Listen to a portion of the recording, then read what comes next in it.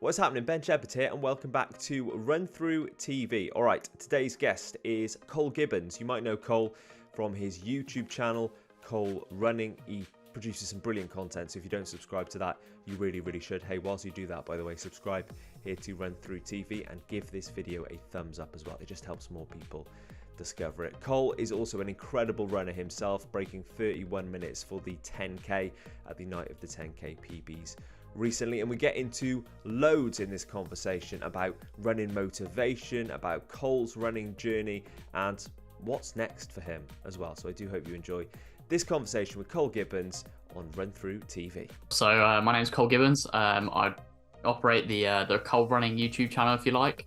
I'm a pretty amateur runner. I have been running since about the age of 13, so almost 10 years. I document a lot of my running journey on YouTube. I'm an osteopathy student, and I do some sports therapy in my free times and treating some of the local runners. But yeah, that's it really. I'm pretty bit of an open book. I feel like straight away I'm going to pick up on the amateur runner title that you've given yourself there. I'm not entirely sure that I would necessarily put you in that bracket. Why are you calling yourself an amateur runner? So I don't make any money from any athletic prowess, and it's a hobby at the end of the day. It's something that I do for enjoyment. I don't do it for financial gain. Obviously some of my times, I can definitely say that some of my times are pretty impressive, 100%. But in terms of kind of that elite level sport, I'm not even really close to the surface, unfortunately. I'd absolutely love to be, and it's not something that I'd say never. But yeah, I'd still say maybe at the kind of the top of the amateur sort of level. But yeah, definitely make no money from the sport. And yeah, that's I guess that's it really. I still have other things that I have to prioritize ahead of running, unfortunately. Is that elite start line, if you will, something that you would like to be standing on in the future there? Oh, 100%. I'd be lying if I didn't say it's something that I think about, if not every day, every night during my dreams. So yeah, definitely 100%. Oh, it'd be incredible to make an elite start line. And I've had a little bit of a taste of it in terms of like training with some elite guys, the occasional elite entry to some bigger races, something like the Great North Run, for example, where I'm classed as an elite entry, but I'm definitely one of the slower in that entry list. So yeah, 100%, I'd absolutely love to, and that's what I'm striving towards. That's why I train every day. That's why I get out for those early morning runs when maybe I don't want to, because I want to be better. I want to better myself, and maybe one day make that little leap. But yeah. You mentioned the YouTube channel already, which we'll get onto a little bit more kind of during this conversation. But what I do love now is that there is the ability to, even if, like you say, at the moment, you're not on those elite start lines all of the time that you'd like to be on, potentially, you can still kind of live in this world and potentially in the future make a full-time living in the running space and not be earning from, people putting you on start lines. That's not something that's kind of ever happened before. So like, how does that kind of feel, knowing that, this kind of journey that you're on now, not only in running but in content creation, could lead to your full-time career and job in the future? Oh yeah, for sure. It's a nice feeling. It is a weird one, because it's almost like my way of staying relevant isn't necessarily as kind of black and white as, say, like if you're an elite hitting standards or not hitting standards, for example. Whereas mine's a case of like, if I'm filming a race, for example, if I run crap, I can still make content from that at the end of the day, and it's all about how I reflect on it, how I bounce back, and it also takes a little bit of the pressure off. So in terms of, I know that, okay, if I have a bad race, like I can go again. I'm not waiting on that bonus. I'm not waiting on certain performances to guarantee my contract for the next year, because at the end of the day, the person that employs me in terms of YouTube is myself, right? And it's all about just trying to give myself the best account on the day. I'm not trying to do it for a certain brand. I'm doing it for me, essentially. So yeah, it's a bit of kind of like self-advertisement, of course. But yeah, it's absolutely incredible. Like, it's an awesome opportunity to have. Like, I make a little bit of money from YouTube already. It's not enough to live on, but it's enough that gives me a little bit of pocket money. Maybe it buys me a pair of shoes a month, for example. And yeah, it's just an awesome opportunity to have for doing something I actually really enjoy. I'm going to do the running anyway, so it's not exactly a hardship to whip out the camera. Sometimes the editing takes a little while, but at the end of the day, I enjoy watching the content back, even if no one else does. So yeah, it's a good way for me to build some memories and also document it so that in, I know, 40, 50 years time, I can look back and go, you know what, I achieved some pretty cool stuff, and luckily I can show the grandkids maybe. I think a lot of people enjoy watching it, mate. I don't think it's just you watching it. Appreciate I that. actually was just listening to the Run Three Ways podcast then this morning when it came out, and you got a nice little shout out on that this week as well, which is nice with the new video. I haven't listened to it yet. I could be the person telling you that. Well, I obviously am. Yeah, they're just complimenting the new video of you and Ellis down at the opening, which is nice. So yeah, it's always nice to get a little bit of recognition, isn't it? Yeah, definitely. Well, guess what I'm going to be listening to after this. You're going to be straight on that after this conversation. Having said that, I do listen to that podcast every week, so I haven't listened to this morning's one yet. But yeah, I'm not a fake fan. I'm not a fake fan. It's really good. I've been really enjoying it since it came out. What I want to talk about is kind of like the journey in both spaces. So you mentioned like starting running at 13. Let's talk about the running journey to start with, and then kind of get onto the content creation journey in the future of this conversation. Why did you start running? What was those first steps into running, and kind of like talk me through your journey from 13-year-old Cole to where we're at now.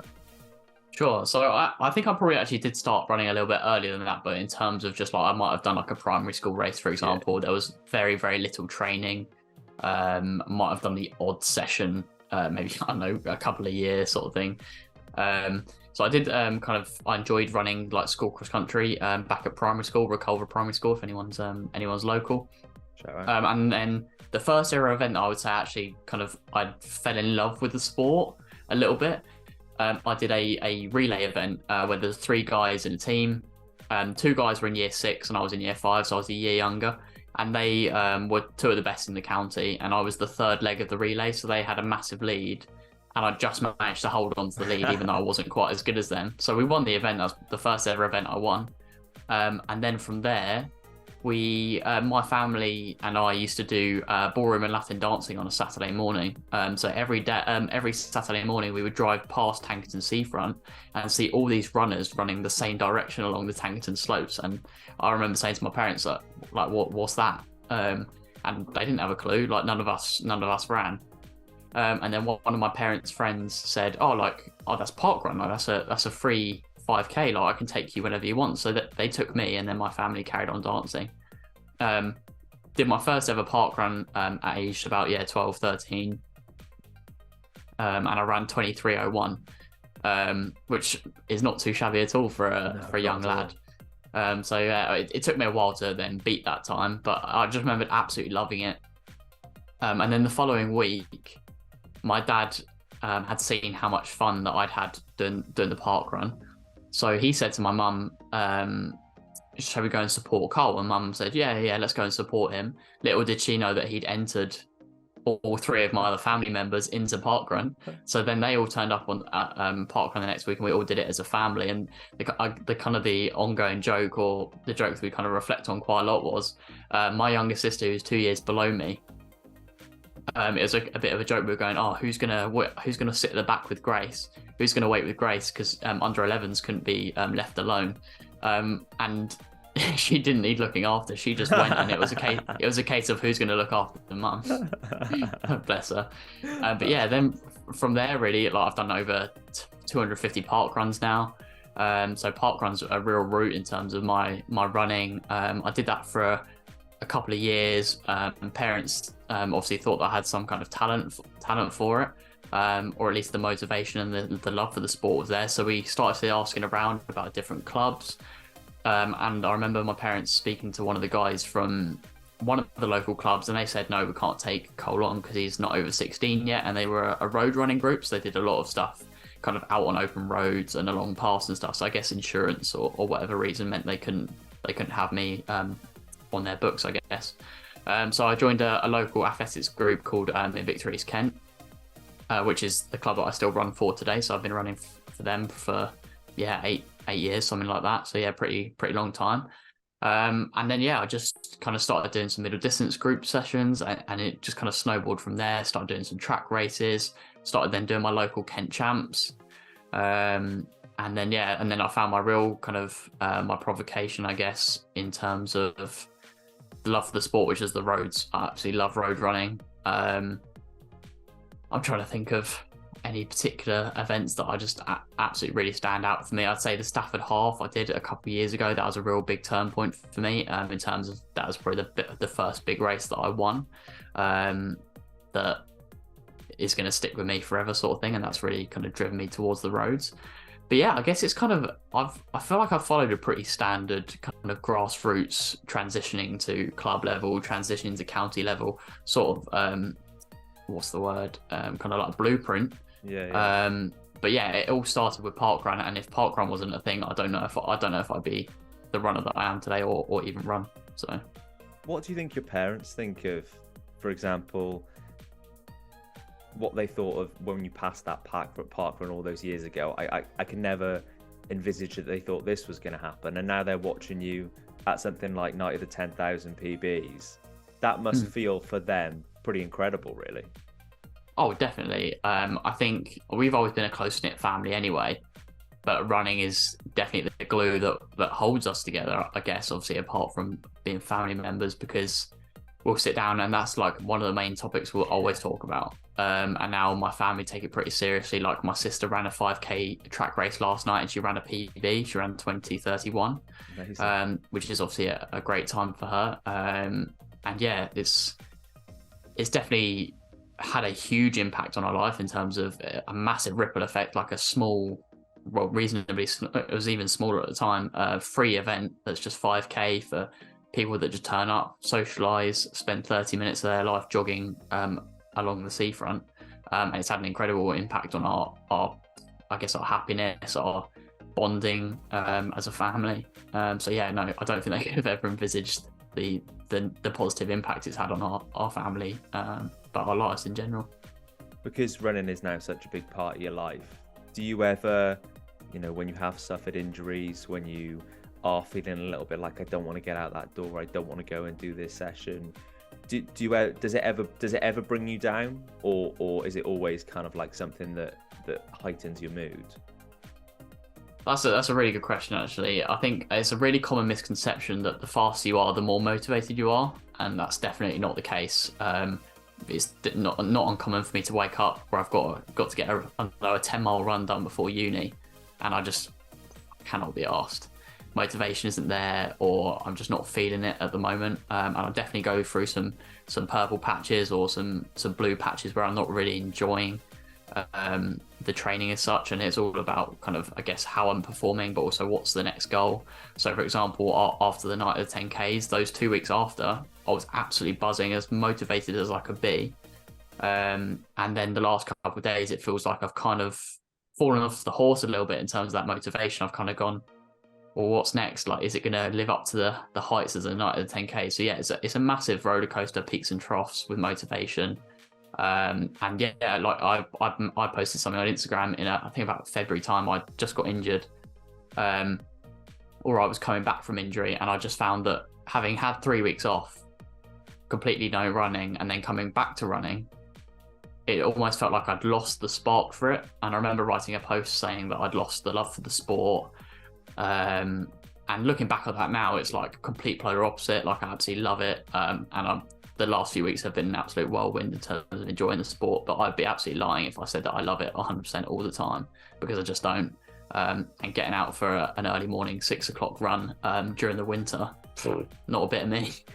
So. And I bet there's loads of people listening to this now, though, that's really refreshing to hear, because at whatever level you're at, however, like whether you're at the bottom of the ladder or you're climbing the ladder to that elite level, everybody always has those moments, don't they? If you're training for your first half marathon, or you're training for your first marathon, or you're going to run a 10K with some elite runners, everyone's still always going to have those moments of, look, sometimes this feels really crap. Sometimes I really don't want to do this. And it's nice and refreshing to hear somebody like yourself saying that, for people that might be watching this now thinking, oh, I am feeling a little bit unmotivated. I don't really know how to get myself out of this hole. And on that, is there anything you do to kind of get yourself motivated and get yourself out of the hole? Or is it just like telling yourself, look, get out there, it'll be better after this run? Yeah, there's quite a few things actually. I'll quickly run through some of them. I'm in a really fortunate position that I've got a really lovely community in terms of Strava. So if I put on Strava that I've had a bad run, I've got a lot of people going, oh, like, don't worry about it, you're running really well, or you'll get them next time, that sort of thing, which is really nice. It helps keep me accountable, help me motivated, because it feels like I'm kind of almost running other people's journeys as well, if that makes sense. But typically on a Monday, for example, I'm a bit of a solo runner. I really enjoy running alone. No one else's pace is dictating my pace. I can whack a podcast in or music, or just listen to the sound of me being out of breath. But so yesterday I woke up and the wind looked awful. I did not want to do 10 miles completely alone. So I just like text local athletes, like Ellis Cross, my coach Donald Carter, and just said, oh, is anyone running this morning? They said, yeah, we're meeting for 15 minutes at 9:30. So I drove to Canterbury and had some company. And obviously that's a really common one that people will hear, is running with company. It helps get some of the tick off some of the miles. It's a really odd thing, isn't it, in our sport, where we're trying to find ways to get through it. It's like, why are you doing this? But yeah, another thing is always laying out my kit the night before, planning my route the day before. So like trying to reduce as much of that friction as possible to make it as easy as possible. So I always plan the podcasts, for example. I really love a podcast called the Off Menu Podcast by Ed Gamble and James Acaster. Really good. So I know that every Wednesday morning on that run, I've got my podcast sorted. I know that's what I'm going to listen to. So it's just, as I said earlier, kind of like reducing as much of that friction as possible, trying to think about the next goal, what it's going towards, trying to visualize the success. And now that I've got that recent kind of memory of the success that I had at Highgate the night of the 10Ks, I can now go, I want to experience that again. That's why I'm going out for this run. And how can I make it happen again, essentially? I do like as well that putting pressure on yourself to not let people down. So like one thing that I do, which is very similar to what you said, is if I know that I'm gonna not want to do the next day, you can feel it, can't you? You know, the night before you're like, I just really don't want to do this tomorrow. Just text somebody, say, right, up early before you go to work, let's go and do it, because you're never going to wake up and text them and let them down. As soon as you make that decision that you're going to run in the morning with somebody, the pressure's on you. And I remember speaking to a friend of mine, and he was saying, yeah, the only reason I text you to go for a run in the morning is so I do it. And so like, it's kind of like that thing that you're both playing off each other.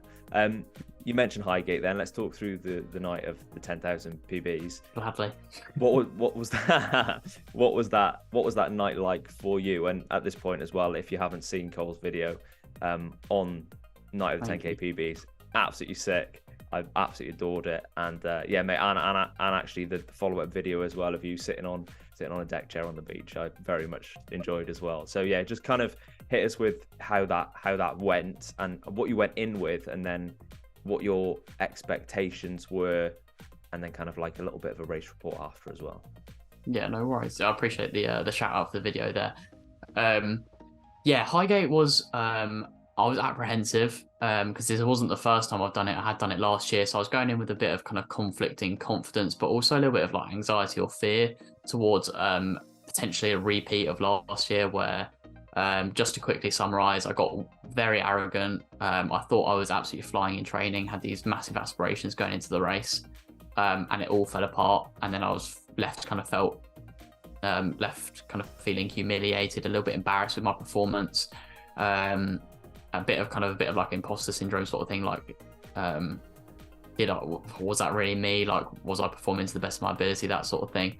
And then so going in this year, I really didn't want a repeat of that. I wanted to make a good account of myself, because I don't care whether that making a good account of myself is 40 minutes for 10K or 30 minutes for 10K, as long as I feel like I've got 100% out of myself on the day. And I definitely didn't feel like that last year. So going into this year's race, I was really worried that there'd be a repeat. So as much as training had been going really well, I'd been putting in the miles. When it comes to the taper, that's the biggest weakness for me. When the taper comes, it's almost like the wheels come off a little bit. all those negative thoughts kind of start creeping in, that little like devil on your shoulder sort of thing. So yeah, it was trying to keep the confidence, but not let it get away with itself and turn into that arrogance, which is what happened last year. But then also fight away the anxiety. But going into the race, I have to say, the day before I had one of the best runs I'd ever had in terms of the pace and the ease of the pace. It just felt so comfortable. So I was absolutely brimming with confidence on the day. During the race, again, I was really sensible in terms of the first half of the race. I knew that with the track 10K that you can't be going crazy in the first half because it's just so easy how quickly you can capitulate. And then at 6K, I decided to take the race on. Went past one of my local running mates, Thomas Wright. And then I was in that kind of that no man's land, that cognitive dissonance of kind of like, should I have gone? Should I have stayed? Should I just let them catch me back up and run with the group? And I did something that I never do, which is front run.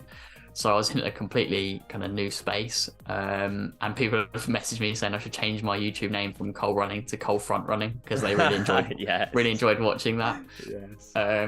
So I can't say whether that's going to be a style of mine because I feel like I don't often back myself like that. Don't change the name because it means you're going to have to do it every time. Yeah, exactly. It's going to have to become my style otherwise. But yeah, so I did roll the dice. I did go for it. I did back myself, and it almost paid off until the last lap where the legs came off a little bit, and the guys behind me caught me. But there was absolutely no regret in my mind afterwards. I knew that I'd ran it almost perfectly to a T. I toyed about calling the vlog one lap from perfection because it almost was for me anyway. I didn't call it that in the end. But yeah, there was absolutely no doubt in my mind that I'd done myself proud, I'd done my family proud, and that's, as I said earlier, that's what I want to do. The time on the clock, it doesn't matter. If I feel like once I've got over that line, I've given everything and I executed everything perfectly, and that's what I felt like I'd done. So yeah, it was just a bit of a cloud nine couple of weeks, to be honest. 30:58. I hadn't PB'd in about 16 to 18 months. So for someone who struggles with their mental health a little bit, it felt like I'd been putting in so much work, or at least in my opinion, it felt like I'd been working harder than a lot of other people that I knew that were getting success. So for me to be getting very little success, it was a bit of a downer on my mood every day. So then to finally PB, it was kind of like, yeah, you know what, like what I'm doing is working. And just having that reassurance that I'm not wasting my time, essentially. Because I absolutely love to run miles, but if running miles isn't going to help me improve, then obviously at the end of the day, I want to do whatever is going to help me improve the most. So it was just nice knowing that the way that I'm running, or the way that I prefer to run, which is running high volume, low intensity, and it showed that it paid off, and I was able to run a PB. It was nice knowing that it wasn't all wasted energy. So yeah, no, it was I was really, really happy with it. Couldn't have asked for a better day, apart from maybe coming first. But I mean, these are top guys, like, and the guy that I spoke to who beat me afterwards, Harry Smith, absolute top lad. And yeah, it's racing, isn't it? At the end of the day, so it's just that little bit of validation, isn't it? That's what it is. It's like, Cole, you're doing the right thing. Like, I know that it hasn't quite gone your way for 16 to 18 months, but you're doing the right thing. Keep doing it, because these days and these moments will come. And I think actually for what you do, not only with the racing side of things, but with YouTube, there does need to be that validation. There needs to be those views. There needs to be those compliments. There needs to be a shout out on a podcast here and there, because it's quite you mentioned you're often a solo runner. Filming, editing, uploading, that's a very solo endeavor as well. So you need those moments and those comments and those kind of taps on the back every so often when it comes to content as well, to kind of know that you're going in the right direction and you're doing the right thing. On that sort of content space, when was the first time you picked up a camera? And can you remember that first moment that everybody has, looking into a camera, trying to do an introduction and thinking, what am I doing here now?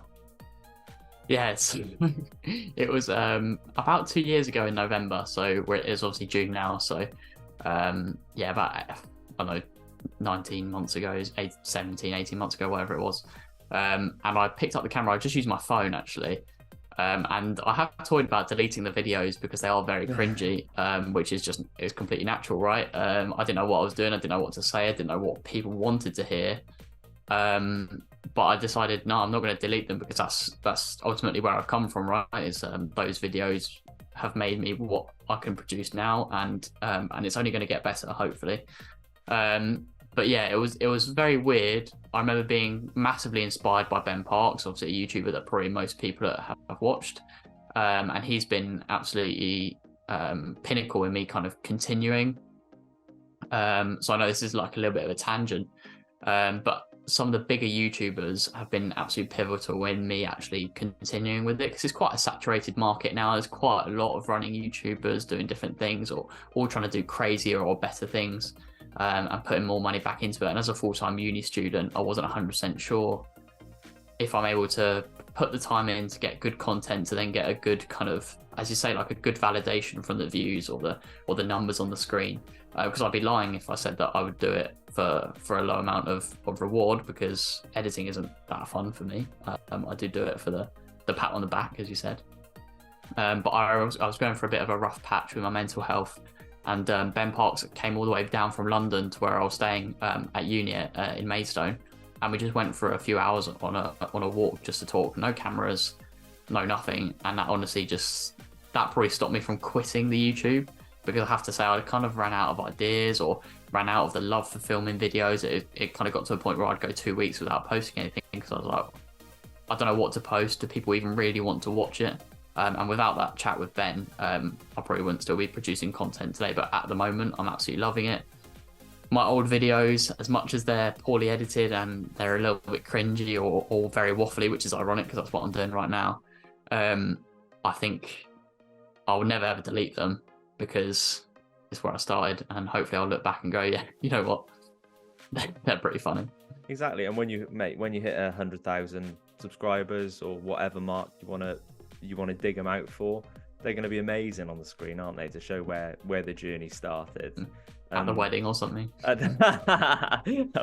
or there. And what I often think about people that are documenting their journey is like, it's going to be so special for you later on in your life, like when you've maybe retired from running, or you've decided that you've reached where you want to reach, to look back and see everything you've done.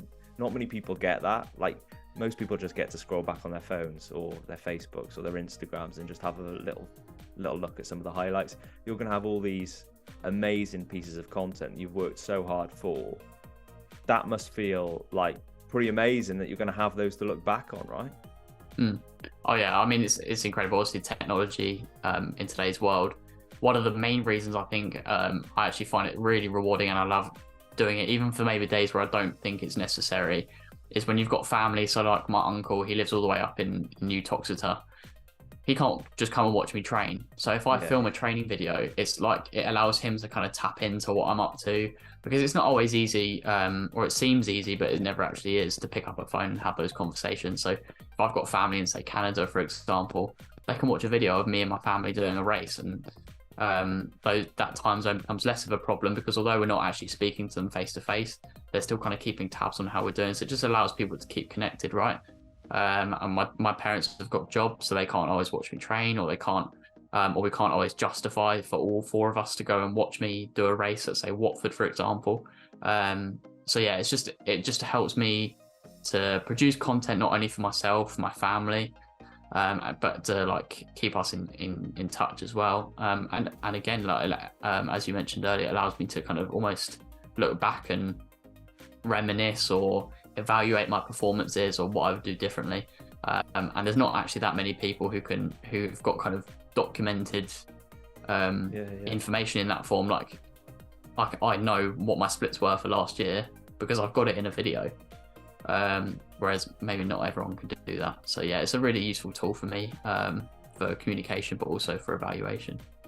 And jumping back to the running then, mate, what is next? We'll wrap up on this. What are you heading towards, and what is the goal, if you can say it? I can say it. So I'm in the fortunate position where my running isn't, or at least my YouTube as well, isn't dictated by anyone else. So I'll do the running that I want to do. I'll film the videos I want to film. I'm not tied to any brands or anything like that, which is the way I want to keep it. I never want to be like an advert, like just a walking billboard. I don't want to become that. So the next plan for me is to focus on kind of getting some steady mileage in me over the summer. Because of my hectic uni degree, I can't do the middle distance races that would be typical of someone my age over summer. Because classically I would do, say, like a Watford or an Elton BMC on Wednesdays. But because my uni schedule, I don't finish until mid-August, and on those Wednesday nights I don't finish till 8:30 p.m. at the clinic. So that's kind of taken away the opportunity to do those middle distance races, because I find I'm someone that benefits from the kind of the momentum of doing one every week sort of thing, building up that speed and that sharpness. So it's going to allow me to keep my mileage a little bit higher, because it's much easier for me to just go out for like an easy run after an 8:30 p.m. finish rather than bobbing all the way to Watford. And then in the kind of the fall, in autumn, I'm going to be doing the Great North Run, and I'm hopefully going to be doing the Copenhagen Half Marathon as well. I'm just communicating with them about potentially doing that. And then the big aim for me is that I finally decided to bite the bullet and do London Marathon next year. I had my heart set on doing London as my first one. Been pushing it back and back and back for years. It's the event that I always watch every year on telly, and the last few years I've been up to watch my dad do it. And now that next year I'll be 23, I know that typically the peak age for the marathon is maybe a little bit older, but tomorrow's never promised, right? I don't know what's going to happen in 5 years, for example. It could be married or have a different job, or something gets in the way. I don't want to look back and go, oh, I wish I'd done the marathon while I was as fit as I was when I was 23. So that's what I want to do, even though it might be a little bit premature, might be a little bit too early. It's a race that I've actually wanted to do since I got into running, and what better time to do it if I can do it with my whole family as well. So yeah, London Marathon is the main aim. That's the furthest I'm looking in the future. But then yeah, who knows, maybe more marathons on the cards for me after that.